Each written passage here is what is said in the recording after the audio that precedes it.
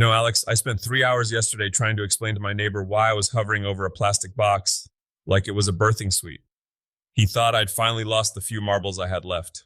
To be fair, Tiger, seeing you stare at a tiny nozzle spitting out melted Lego juice is a choice. But I'm guessing it wasn't just a toy you were making?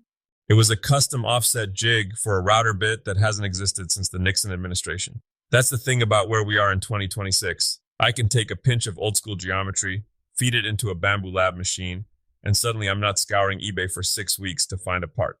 It's wild how fast the barrier to entry has dropped. I remember when a decent 3D printer cost as much as a used Honda and required a PhD in frustration to get a single layer to stick. No, you're saying you can grab one for under 200 bucks? Less than a high-end cordless drill kit, it's reached the point where if you don't have one in your shop, you're basically choosing to walk when you could be riding a bike.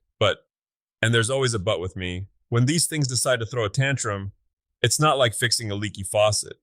I saw your Instagram story. You looked like you were performing open heart surgery on that printer. I was looking for a ghost in the machine, Alex. My advice, don't go pulling every wire out like you're in an action movie trying to disarm a bomb. Check your warranty first. These companies like Bamboo have actually started building real support networks. Sometimes the fastest way back to work is admitting you're out of your depth and finding an authorized reseller to do the heavy lifting. Also, if you're looking for a reason to feel good about your hobby, Matthew Mensley is doing this incredible fundraiser right now for Venezuela earthquake relief. It puts our minor technical difficulties into perspective when you realize this tech can actually help people on a global scale. Speaking of scale, let's talk about the big kids on the block. I saw the news about Superior Construction and their new facility in Jacksonville. It feels like the trades are finally getting the tech glow up they've deserved for decades. It's about time. Nick Cole over there, he gets it. He's building this 2-story career center, and the philosophy is what really hooks me. He's on record saying every master was once a klutz with a hammer. It's this bridge between the guy who's been pouring concrete for 40 years and the kid who can navigate a BIM model on an iPad. Is that the secret sauce now? Because I see these partnerships with Skillet and companies like DPR. Is it enough to just be good with a saw anymore? Honestly, no. If you show up to a site today and you can't navigate the digital side of managing the job, you're putting a ceiling on your own house. The people who are going to be running the show in 3 years are the ones who can speak tech and tools simultaneously. It's about having the calloused hands of a builder, but the brain of a project manager. It's a bit intimidating, though. I think a lot of people get into making or trades because they want to go away from screens. I get that. I truly do. But don't think of the tech as the work. Think of it as the flashlight that helps you see where the work needs to go. Okay, let's pivot to the maker mogul side of things. I saw the 2026 influencer rankings. Tiger, why aren't you on there with Charlie D'Amelio? You've got the charisma. Mostly.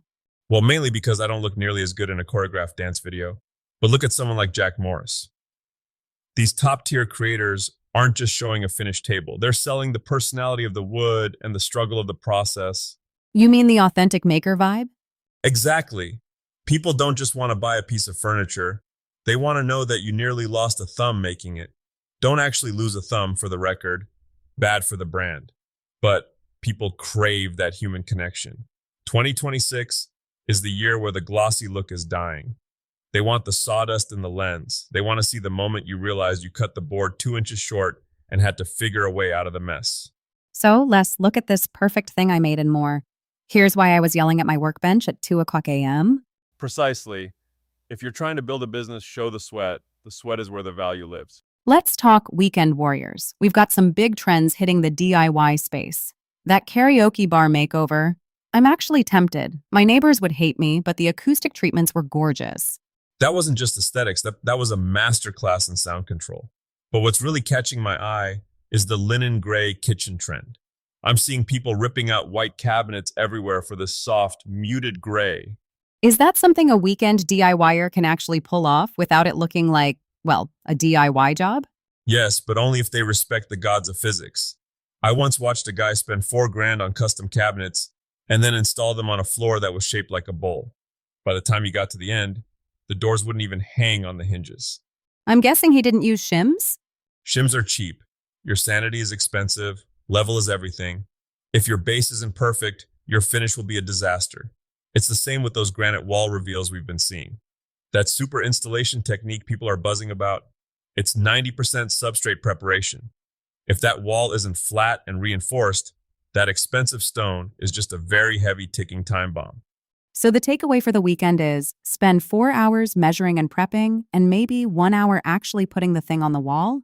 It's not the fun part. Nobody takes a process video of checking a wall for plumb for the 12th time, but it's the difference between a kitchen that looks like a magazine cover and one that looks like a cry for help. I think A Cry for Help was the name of your first woodworking project, wasn't it? It was a birdhouse that even the local pigeons refused to inhabit. It had a lean that leaned on its lean. But hey, that's how we learn. All right, before we head into the weekend, what's the one thing we need to keep in mind? Don't let the complexity of the new tools scare you away from the simplicity of the work.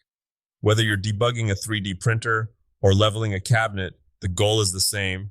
You're taking a chaotic pile of materials and turning them into something that didn't exist before.